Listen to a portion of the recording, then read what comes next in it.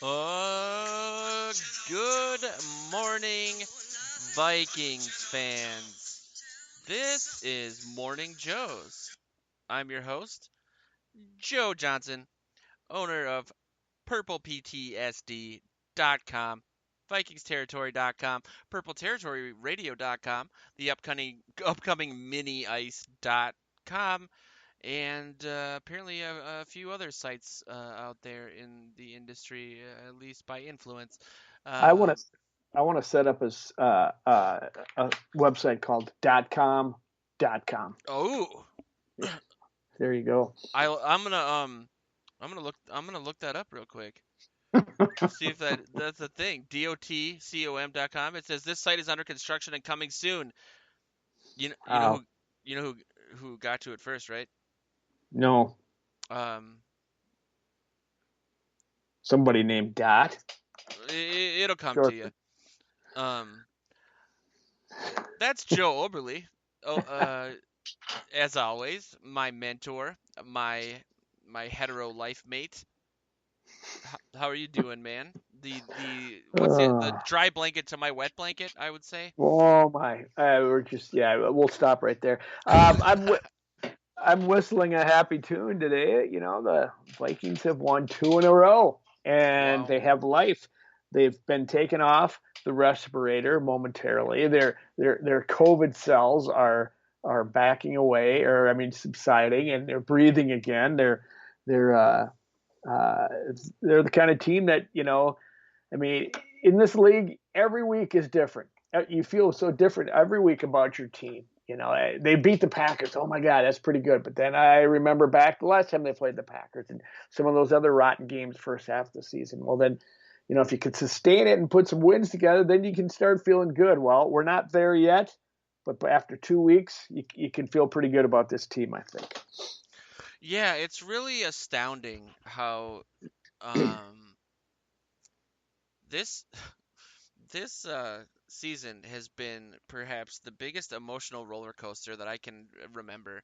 I mean, I was writing a story last night and it occurred to me, after the Ngakwe trade, when we acquired him, peak was it was feverish. Excitement had reached a Yep. fever peak rather. Um, People were already kind of bullish on this team, something I didn't really agree with at the time. But after the Ngakwe thing, I think I wrote an article essentially saying, you know what, I'm psyched too. Like this is very exciting. Keeping in mind that at that time there was about a week window where we didn't know that Daniil Hunter would be out for the year, That's right. so That's right. everyone was thinking, wow, we're gonna have two elite players at each level of the defense. Two defensive ends, two linebackers, two safeties. That'll help these young corners, so on and so forth. It ends up that obviously didn't happen. After the first two games, it went from some people calling for the in the sport in Vikings media saying this is going to be a Super Bowl team, but they're going to lose to the Steelers. I think that was Adam Patrick who made that call to the same site that he writes for, not him, but someone else, and then on other sites, basically saying fire everybody. It's a fire sale. Anyone born before this date who has trade value, get rid of them. That reached its peak after the Falcons game, obviously, and then after they traded Ngakwe, I think he's kind of been the canary in the coal mine both ways. And then they beat the Packers, and everyone's like, well, that they were up for this divisional opponent, so on and so forth. Maybe they'll have a emotional letdown like they did after the Seahawks game.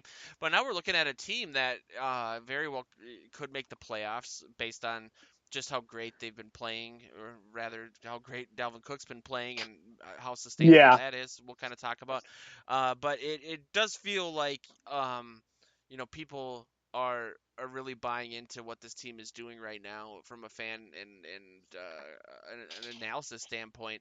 And I mean, is that where you're at with it? I mean, do you think Uh, this is I, something that's sustainable? that's a great question. I don't know. I want to say for me because I'm always I don't have the cliche at my ready, but I want to see a little more. But they might have discovered something on offense. Well, it's not that big of a healthy Cook and an offensive line that can really run block and a quarterback who can hopefully not hurt you if they can keep the people off his back.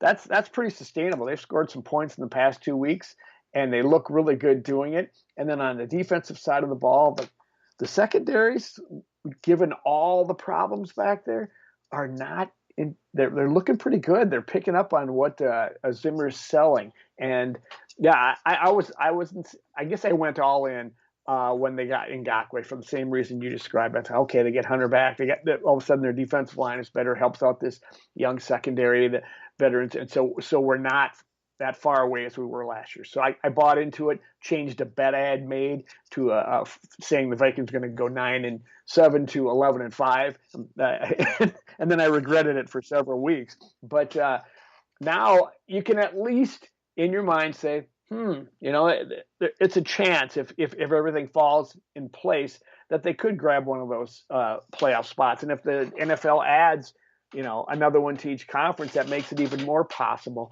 But this is the right time. This is a good time of the schedule. It's easier. The teams that in the near future are not that tough. I mean, Chicago Monday night, which is always tough. Dallas Cowboys, Carolina Panthers, who have been playing pretty good. The Jaguars, and then an up and down Tampa Bay team, and the Bears again, They're and a then strange team. yes, and then finally you got the New Orleans Saints come in. So it's very possible, but it's 1 week at a time. We've seen what can happen. This team looked really bad in the losses to the Packers and I want to say the Colts and Hmm. whoever else The they got beat Falcons. by. Yes, oh yeah, the Falcons. Oh my goodness, they looked terrible, like they'd hit rock bottom with that loss, and they have they have looked like a good team. You take away the two block kicks. The special teams was kind of struggling last week. There was something going on there, but take away that, and looks like a team that if they can play this way each week, they can play. They can minimize mistakes because you're going to have them with young, with rookies, manning your defense. Stay away from too much of that, and keep playing with the fire. That the way Cook is running right now is just phenomenal, It's and insane. he's so confident. He's so downfield, running downfield. He runs into the line and he's just looking for that hole to bust. He looks like he wants to bust it or can on every play, and which is phenomenal to see. So yeah, it's sustainable. I think so, but I can't go. I can't. I want to see it a couple more weeks, and then I'll be back all in on them again. I've said this on the show recently and a bunch of times, but the way my brain works just in general, but when it comes to the Vikings, when they're having some success, is to look back and be like, okay, well, they're 7-2, and they lost that one game because of a missed field goal. Damn it, like now they're 8-2, but God, that other they could be 9-1. I Mm-hmm. look at this team and I see two losses by 1 point. Yep. That if they would have converted that fourth down against the Seahawks, they could be in a much better shape. But Yes. I'm going to take that a little bit differently, and the thought that I can't get out of my head the last couple of days is why did they trade Ngakwe? Things would be so much. I understand that they wanted to potentially get something instead of renting him for a year because maybe his agent came and said that he wasn't going to stay with the team. I haven't seen any indications of that, but maybe that was the case, and that does make sense from a long-term perspective to trade him if that's the case. But Well, I think have you seen that he has one tackle in 79 snaps since he really. was Oh, traded? Yes. that's working Yes. out as about as good for Baltimore as the Kirby, bless his heart, 2 years in a row now has traded me basically the farm, and I got Dalvin Cook right before the last two games for Joe Mixon and Calvin Ridley, and I'm very happy about that. But that's not as bad as what I mean, Zach Moss and some third Zach string Moss what? and Chase Claypool from the Wow, that's astounding to me. yes. Because yeah, what 80 points in 2 weeks. But yeah, I think Spielman was kind of widely mocked by me after the Ngakwe trade when he was essentially saying, "See, no one thinks the season's over. We're gonna wait a couple weeks and kind of feel this thing out." And it's like, well, you wouldn't trade Ngakwe if you didn't think the season was over. But Right. it looks like he was being truthful. It's not that he could really predict that Dalvin especially would just he keeps elevating his game. I mean, he's just playing at this level. He was, he got the ball. It wasn't like a change of pace back who gets 8 or 9 yards a carry because he has one long run out of five. He had almost 10 yards a carry last week, 9.4 yards a carry. That's obviously not sustainable, but I think that he's showing that he is the best running back in the NFL.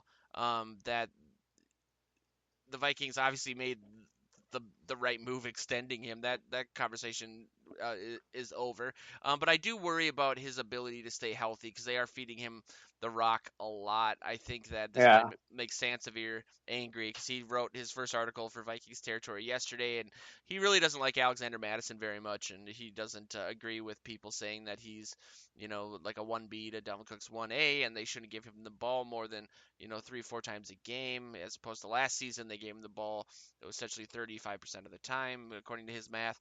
And so I do think that they need to find maybe a better balance because I think that Alexander Madison has shown that he can come in, especially after Cook has worn the defense down. When perhaps they're looking at a pass read as opposed to a run read, and then like a draw play or something where he picks up those chunk yardage late in the game. But you obviously got to keep giving the ball to the guy with the hot hand, and so I wonder. I mean, do you think they? This is another stance of your complaint about the status quo that they've given or thrown the ball to Dalvin 4 times in the last 2 games. Do you think that maybe they could offset some of his running touches with screens, or do you think that they should just kind of keep doing what they're doing, and if he gets injured because he's getting 30 touches a game, that just comes with the territory? Was there a problem with the past 2 weeks and how they used Dalvin Cook? I'm not sure. I mean, was that? I think he did pretty good. Um, you know, Yeah. it, I, I don't know. I mean, there's a lot you're asking there, and I think you can't overuse him. He could easily get hurt again. I mean, part of the reason why the Vikings look so bad is because Dalvin Cook was missing. Alexander Madison, I think, is a good backup. I think he's a good change of pace and has a slightly different style that is effective. Um, they ran a screen against the Packers that was just glorious to watch. Um, I to answer your question, I don't know. I don't know that you go away too much from what you're doing because until it doesn't work, until they shut it down, because this line is a downfield line blocking line. I mean, now granted, they were designed to get out in space and to run screen passes. So maybe yes, maybe that's a good plan to do it a little bit more. But if you do it too much, they're probably not going to be as effective. The other team's going to be looking for it. But I can't fault the game plan with how they've used Dalvin Cook in the past 2 weeks because for once again without saying that you have to be mindful of his usage because you want him if you really do want to make the playoffs you want him healthy at the end of the year and so you do want to spell him and you do want to not run everything up the middle and have him get pounded and what have you. I I like how they're using him so far. I'd like to see it continue. For obvious reasons, fantasy football as well as Vikings football, and um, uh, we'll see how it goes. But yeah, you better be careful. I mean, he's the leading rusher in the NFL, and he missed what 2 games or was it 3? I think it was 2 games. Yeah, So I mean, he hasn't been overused yet. But if these last 2 games are an indication, that's where they're headed, and you don't want to do that if you really honestly want to make the playoffs and do something once you're there. definitely. And I think that this, and we'll get into this in a little bit, but this week, or Monday Night Football, Monday's game, will be a good indication as to the sustainability of a lot of it because the Bears are gonna really try to make Cousins beat them, and I think that we'll see some Load the box. AP level box loaded. Yep. Have you heard of this recent push or story that apparently the owners from around the league met on yesterday, and I haven't heard what the outcome of that was, but they might expand the playoffs to 8 teams this year in each Yeah, conference instead of 7 because of maybe missing time because of COVID, so on and so forth. correct. Um, That's what I was referring to. There is some steam there, Joe, I believe. yeah, and I mean that would be because I don't know. I mean how things are now. I think the Bears are the seventh team in the NFC, right? I think that At the 5-4. 49ers, yeah, and the 49ers are falling apart, and Yep. it's not really their fault. They have, I mean, their offense looks like the Vikings defense in regards to injuries. But that, I mean, if that ends up happening, the Vikings very well could end up in the playoffs, and you're right. I think they need to ensure that they don't end up with a situation like they had last year, in which Dalvin uh, came back and played, but he wasn't really himself. Um, I know he's worked very hard to add muscle and to ensure that he can make it a full 16 games because that's really the only knock that this guy has against him. But yeah, it's definitely a concern, and that's a fun. You brought up something that it had occurred to me this week, and I forgot to to put it on the agenda, but that one of the reasons that they cut Josh Klein was because of his inability to get to the second level for screens and things like that. They want smaller, faster, Mm-hmm. athletic guys that can get out there not just for screens on the second level, but in more complex zone running situations. And and I think it's a good thing though that they haven't had to rely on that because maybe that's a trick that they could keep up their sleeve for later in the year. Um, but yeah, it's just been again, it's I think we've had since Monday morning across the network around 12 stories on both sites total, and I think 11 and a half of them are about Dalvin Cook. It's just astounding. And there's one thing that I can say about you: you're number one talent in the entire world. Um, eh, both the thing I think you're best at from a trade perspective, Careful internally, now. but also like the best in the world at it, and that's your ability to come up with nicknames for things Uh, or people. And I've never, I wrote an article this week about maybe coming up with a different nickname for Dalvin Cook because the chef makes sense, but it's also like it's just based on his name. It's not like he's a Michelin star chef. You know what I mean? He's just a mm-hmm. chef, which is like my last name's Johnson. That'd be like calling me the Dick. It's just it has nothing to do. Well, in my case, that's a bad example because it has something to do with my personality, but it's just like that's his last name. He's a chef. We get it. It doesn't pertain to his skill or anything like that, like All Day might have. And so I put out there that we should start calling him the lethal weapon because that's what Adrian Peterson referred to him as in the build up to the Lions game last week. And I know the agenda was sent late this week to you, and you were also in a meeting at the time, so I'm sure you haven't had time to think about it. But I I wanted tried to to at throw a least couple. task our listeners to comment on this story and maybe come up with a better nickname. You know, uh, now that I did write a couple down just before, once I saw the agenda, and you just kind of dispelled one of them because I did play off his name. But how about the recipe? Ooh, I like that. It.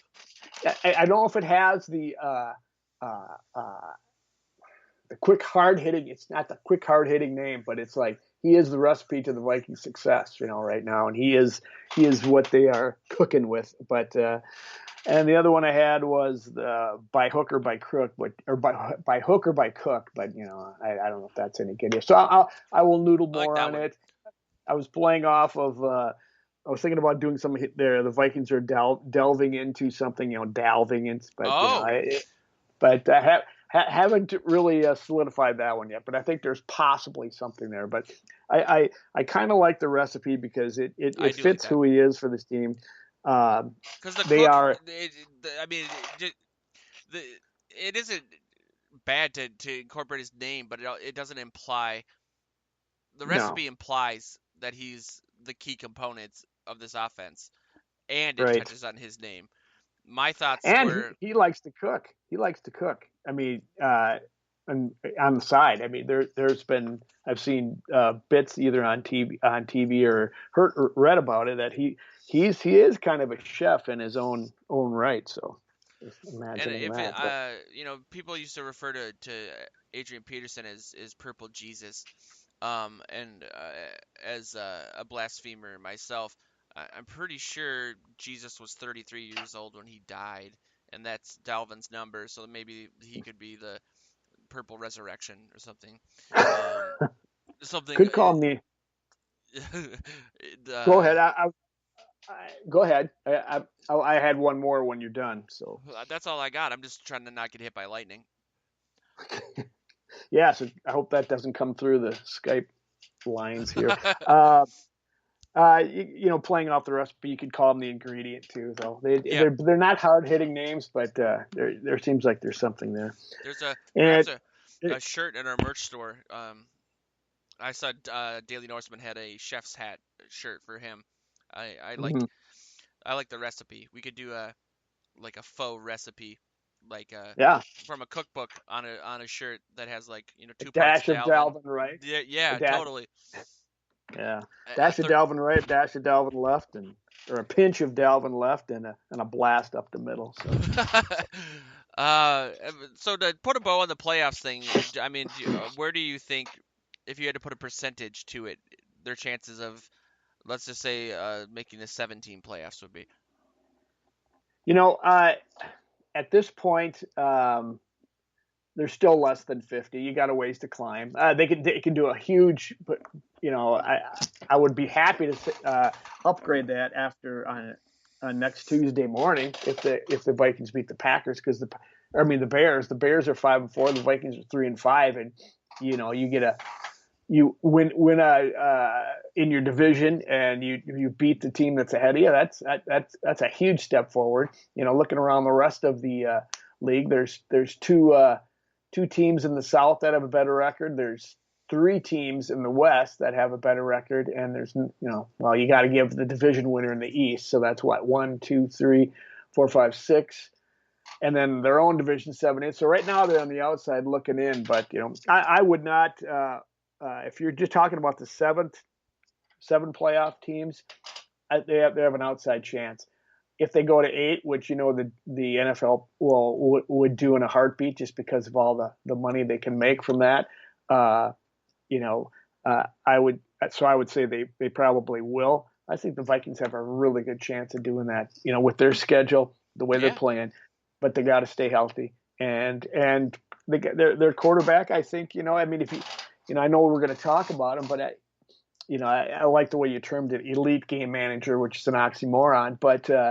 Um, I think it's a good recipe for the Vikings to feed a bunch of Dalvin and then surprise him with some play action and what have you from Kirk, or who may not win you the game, but he's not going to lose it for you, and he can fill it when you start loading up the box. He's good enough guy to know what to do in that situation and to find you the open guy. I mean, the guy had 3 touchdown passes last week, and that yeah, isn't for nothing. So and you he's know, the last 2 weeks, a 141.7 rating and a 138.1. right. Yeah, Which I thought was a little high against the Lions because he missed a couple passes that I thought he should have had, but well, especially the I Green don't. Bay game, he was 160-1. I mean, that's pretty low, but I mean, he's emerging from.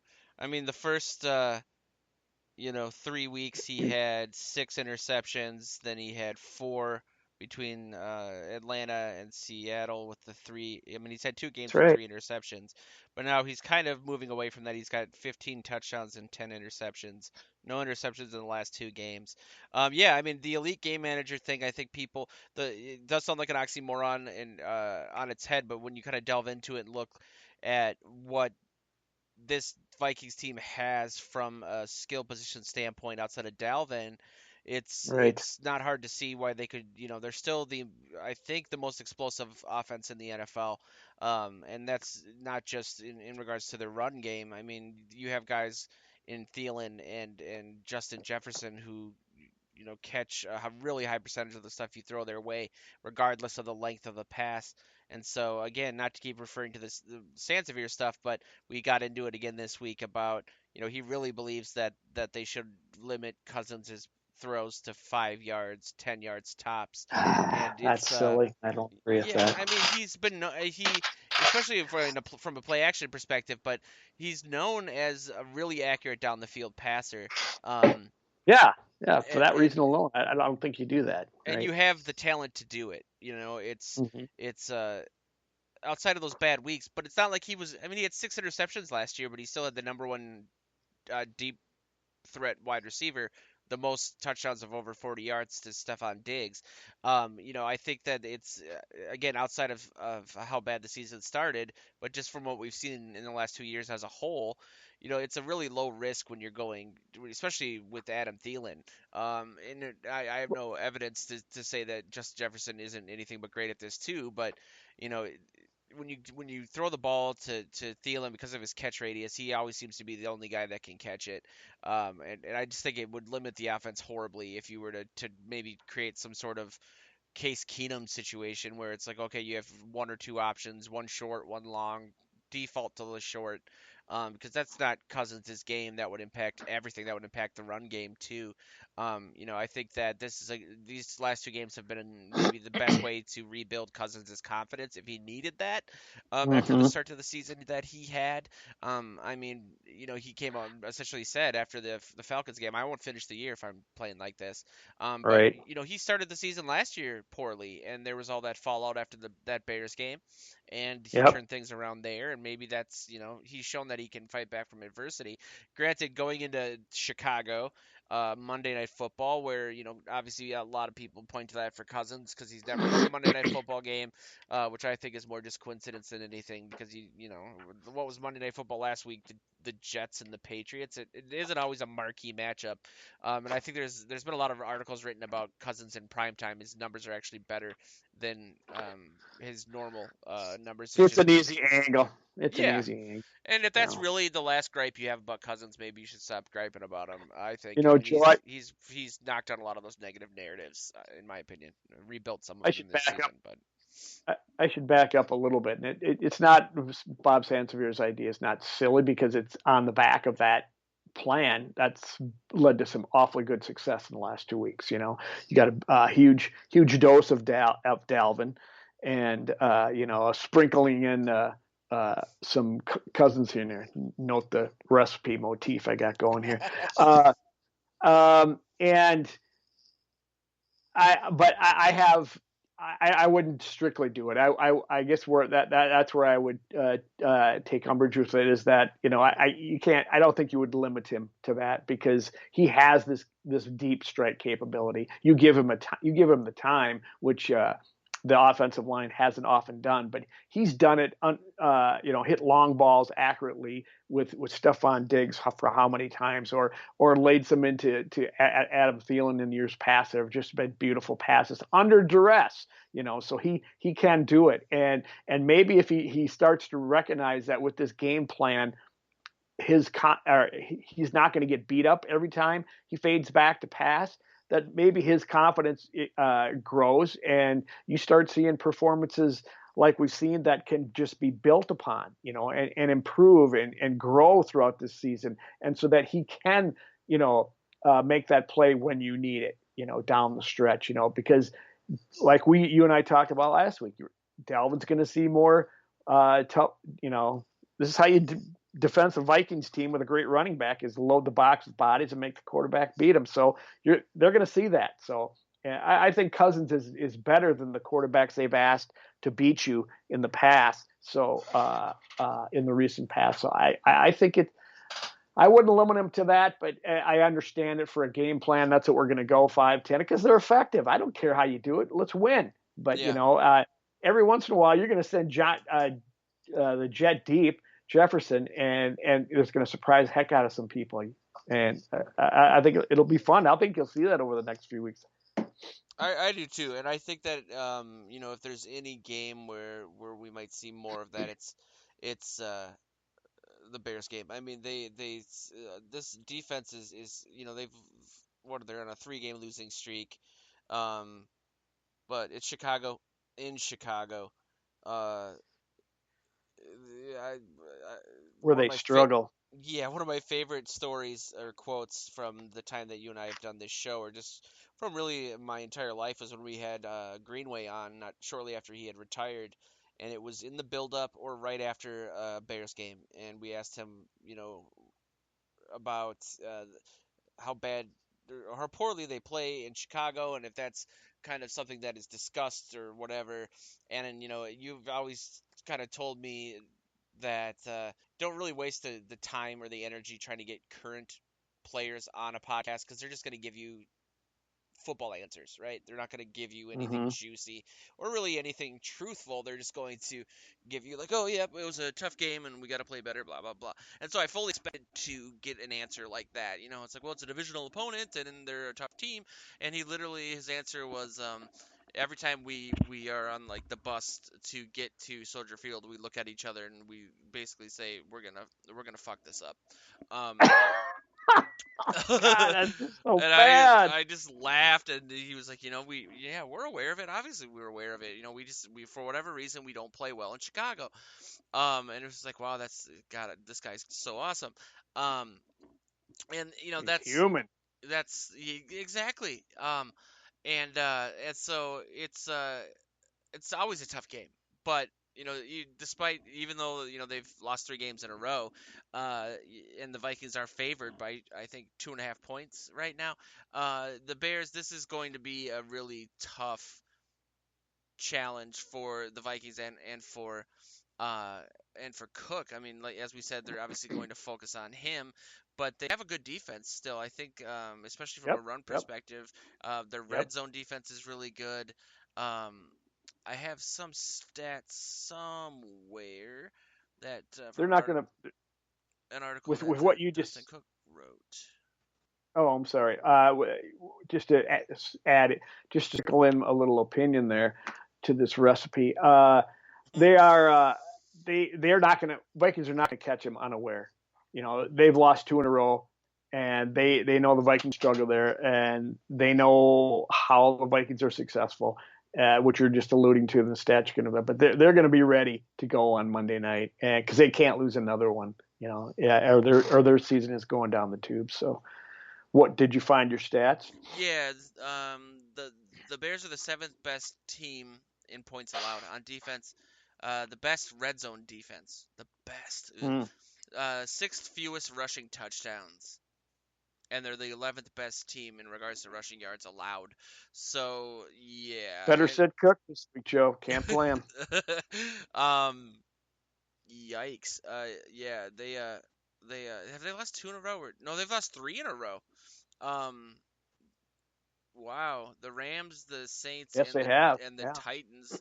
Um, Yeah, this is gonna be. I mean, they're really gonna. This is gonna be a really good, I think, test to see where this Vikings team is. And we've talked, about this before, but I think that again, credit where credit's due. Zimmer deserves a lot of credit. Patterson deserves a lot of credit. They all do. I mean, Kubiak even on the offensive side of the ball to kind of find the happy medium there when things were looking pretty rough to start the season. But I think forcing Zimmer to get a little more exotic and to blitz more and do maybe looks he wouldn't otherwise do. With Hmm. safety help over the top. Because you look at a guy like Xavier Rhodes and what he's been able to do in Indianapolis, this bounce back year, because they're basically giving him a lot more help. He's not doing as much, man on an island or man coverage. He's doing a lot more zone where he's got help left and right. And I think that's kind of what the Vikings are doing more of this year too. Hmm. The deep safeties, they have elite safeties, so that helps. But I, I think that despite the fact that Foles torched them once before, and he's a backup quarterback, and we seem to struggle against that. And there's a lot of sort of Vikings curses going into this game. Bears backup quarterback, Monday Night Football. I think that they. I mean, do you think that they should be favored to win the Vikings, or where Um, do you put this? Yeah, that's a good question. Before I go there, I did want to say, I think, don't you think that we were all a little premature in anyone who was calling for Zimmer's head at the beginning of the season? Granted, Yeah. it was devastating, it was bad, but we should have given more credence to the fact that you had how many rookies in there starting, and you had all new starting cornerbacks, and Zimmer has said forever that it takes a while to get his defense, and he doesn't like to start rookies on his teams because of that fact. And here they have already, despite all the injuries in that unit, they have looked pretty dang good. They have, they're still giving up a heck of a lot of points in a game, and they're going to, but they have made crucial stops. They've made stands. They've done well. I mean, they've hung in there, and I think it really is exciting that if he can get these guys going this year and figure out a way to make them successful at this point of the season, next year is going to be even better. But they don't. I'm not afraid of the Bears. To answer your question, I'm not afraid of the Bears' passing attack, and certainly not their running attack. They're one of the lowest rushing offenses in the league, and um, on passing wise, they've had two quarterbacks in there. Now people are talking, oh, maybe it's time to put Trubisky back in, and Oof. didn't he hurt his shoulder again or something? So maybe Yeah, that's I not think going to so. happen. And I And the fear him more nemesis, than Foles, just in his ability to extend plays and run for first downs and stuff. I think that the right? Vikings, even at their peak, struggled with that a little bit or a lot of it. So But Foles I'll sees take the Foles. defense. He Foles does. sees the defense better than Trubisky, and Zimmer has a little more trouble, fooling him than he did Trubisky. So that's where I would prefer. But one good thing is Chase Daniels. We saw him last week. He wasn't he on the Lions last week? The Yeah. nemesis that came off the bench last year in Chicago and beat him. So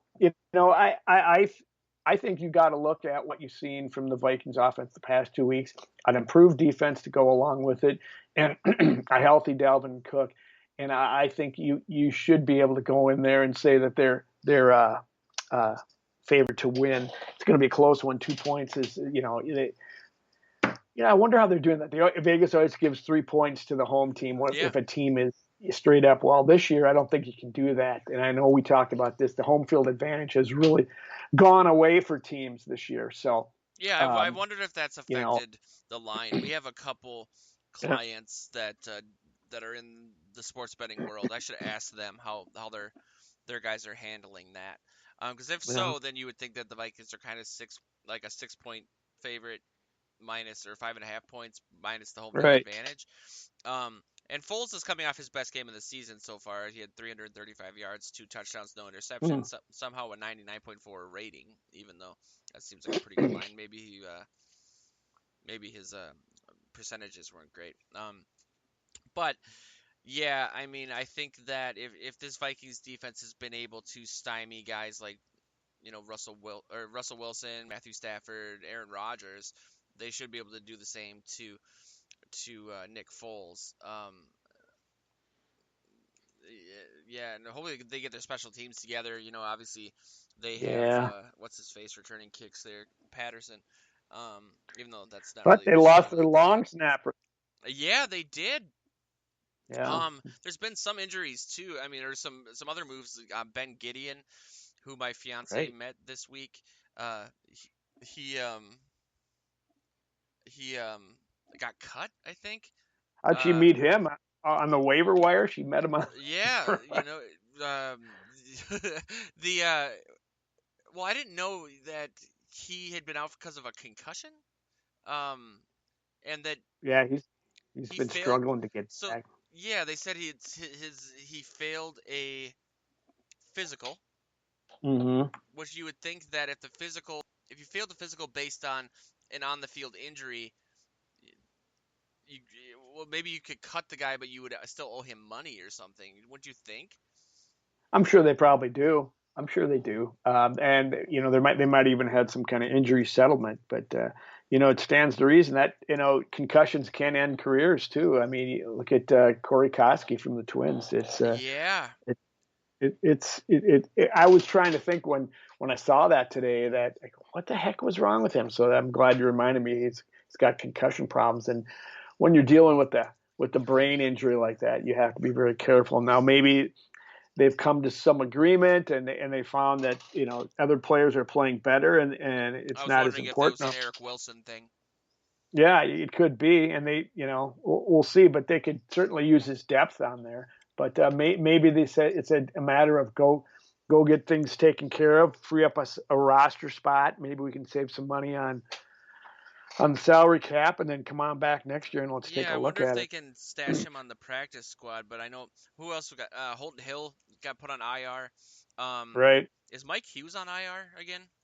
He has to He be. must be. He hasn't played for a while, but yeah, I think so. He has a And neck. He has that neck issue.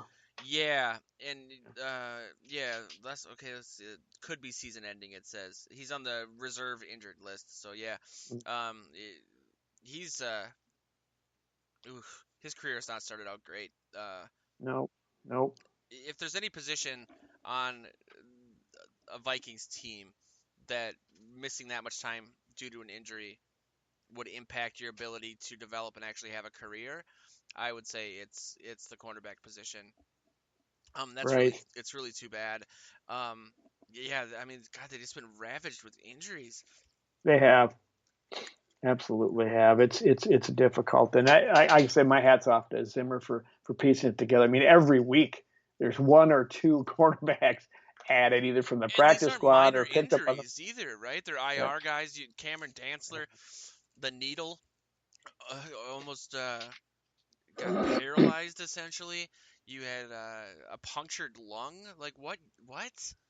What? yeah. Who? Can Who never did the have too many Vikings? quarterbacks though. I guess every time I get mad about the Vikings drafting cornerbacks high in the draft, it seems to backfire because they end up needing them more than Yeah. it's just crazy. Um, there's got to be some sort of curse. But were we at with the predictions last week? I got one flash in my head Oh, for a second where I was like, did I predict the score sud- perfectly? Um, suddenly he wants to know about the predictions, doesn't he? Suddenly he's going, Joe, where are we? so I Yeah, got you finally won it. You weren't perfect, but you were pretty darn good. You had let's see. Final score was 34-20, and you picked Vikings 34-16. So you were 4 points off, which is pretty wow, darn good. yeah. I picked Vikings 30-27, so I was 11 off, and you picked 7 points up So I'm from down by the. 17, maybe. Correct. Yep, Okay. yep. It was 24. Now it's down to 17, and so that means I get to go first this time. I think. Yeah. Okay. So well, this week's gonna be tough. It's gonna be. I'm so excited after what I've seen the past few weeks. It's all of a sudden I don't want to wait till Monday night. I want to see them. I've been digging the noon games on Sunday. Let's get them back there. But Yeah. you brought up Kirk's Monday night record, and say what you will. Waiting, when all these guys in this league are creatures of habit, and that's the way they train you to be. They want you to keep your routine going each week. That's the way the NFL is. It's a weekly thing, although they've done so much in the past years to screw with that. But say what you will, wait until Monday night it becomes a different animal, and some people rise to it better than others. I don't know that the Vikings do. Uh, as well as some of the other teams do. So this game scares me a little bit. But if there's any Yeah, time me too. that the Vikings could come in and actually steal one down in Chicago on a Monday night game, I'm thinking this is the year to do it. So I got the Vikings winning a squeaker, 24-20. It's going to be a battle like they all are, but hopefully it doesn't come down to a field goal in the old Windy City because the weather here's been bad, and it's probably gonna move that way eventually. So what Yeah, that's I what I'm was looking thinking at. the same thing. Like, a lot of people were, I think, trying to kind of diminish what the defense did against Aaron Rodgers by saying, well, there was 40-mile-per-hour winds or whatever. You couldn't throw the ball. Um, blah blah blah, and that very well could be true, but it's called the Windy City for a reason. Although, word on the street is that Minneapolis is actually windier than Chicago, at least in terms of Really? gusts. I think they have more gusts, but we have more like just sustained wins. If I know my worthless facts correctly. Um, All I need to know is that you don't need to know, you don't need a weatherman to know which way the wind blows, Joe. uh, yeah. Sorry. So, um, well, I'm googling something very important. Is Minneapolis windier than Chicago? The windiest city is Boston, but Minneapolis is average is 10.5. Chicago is 10.3, so we are windy. Wow. Look at that. Take that, Chicago. Well, Uh, let's just call ourselves the windier city then. Let's call do you ourselves see, the uh, windier city. you are the nickname king. Um, that shirt would sell We nothing. didn't talk about one thing I wanted to talk about real quick. I liked your story this week on the Hail Marys. I thought Oh, that was, I'd never seen that collected before, and I thought, and I sent you a note. I don't know if you saw my text, but I was like, we should talk about that because that was fun. Recalling some of those I had forgotten. I'd seen them all, but you know, uh, the Vikings have had their share of Hail Marys, and they've had some success there. Um, one thing is how many have we been on the back end of that went against the Vikings? So yeah. Yeah, maybe the do list I a found was sequel on pretty that. stringent in regards to what they considered a Hail Mary. But yeah, the Mm-hmm. Vikings are haven't been involved in a disproportionate amount. And then when you include the NFC North, it's almost half of That's the Rogers.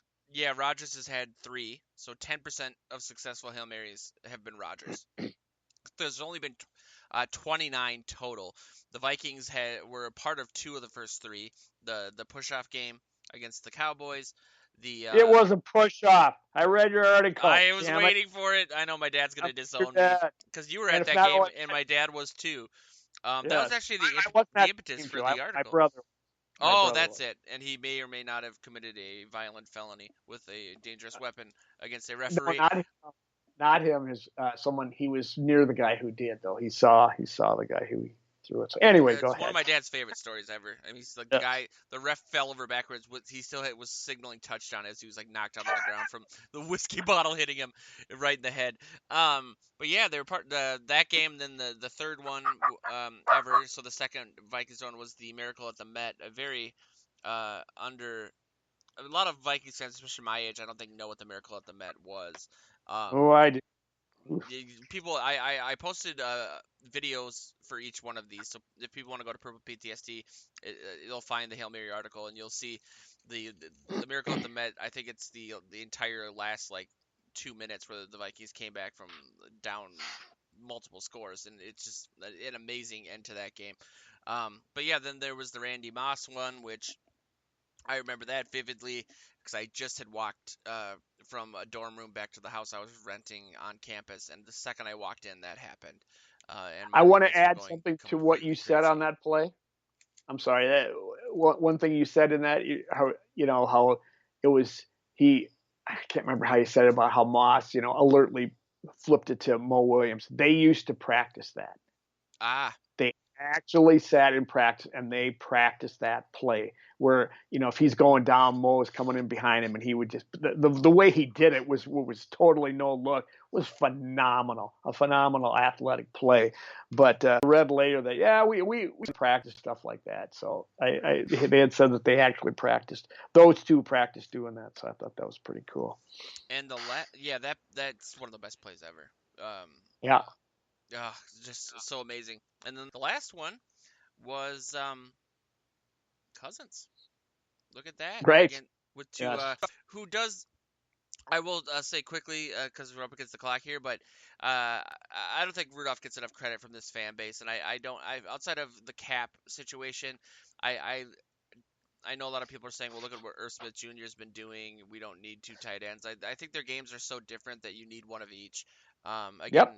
if you can afford them, I'm agree with but you. what Irv Smith Jr. is more of a neo tight end wide receiver kind of hybrid, whereas uh, Rudolph is a tight end, a big body type guy. Sure, he doesn't pick up a lot of yards after the catch. He doesn't break tackles or anything. But we've Become a talked better about, blocker. Yep.